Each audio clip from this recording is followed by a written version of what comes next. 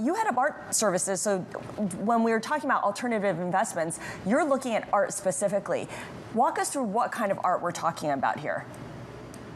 Yeah, Scarlett, and thanks so much for having me. So the type of art that we're talking about here is really what we would call blue chip art. In other words, kind of investment grade art that you would find in the major private collections and also museum collections across the world.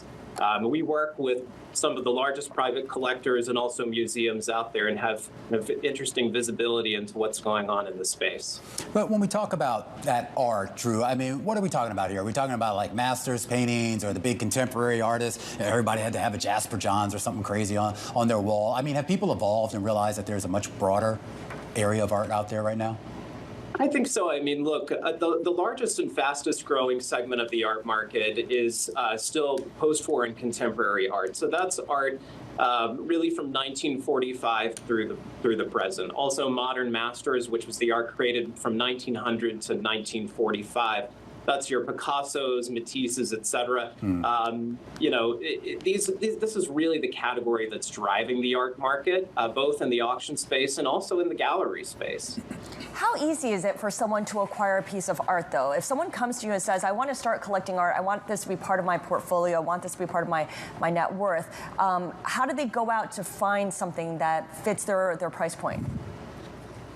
Yeah, it's a really good question. So I think, number one, people are collecting art primarily for its aesthetic value, but many of the wealthy are seeing art as an asset class that will increase in value over time.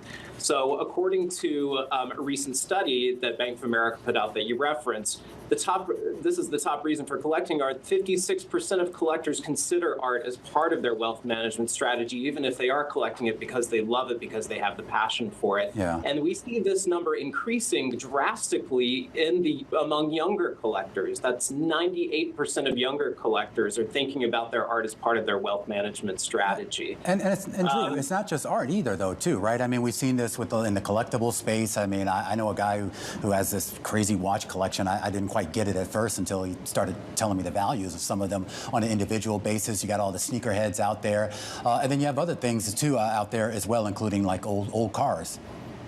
Exactly, yeah. So it's not just art, but it's also collectibles, jewelry, watches, wine, which is what the auction houses refer to as luxury. You also have collectible cars. And then you also have collectibles that are really relevant to contemporary culture, like sneakers, sports memorabilia, et cetera. We've seen a drastic increase in the secondary market for these types of objects, certainly in the past 5 years.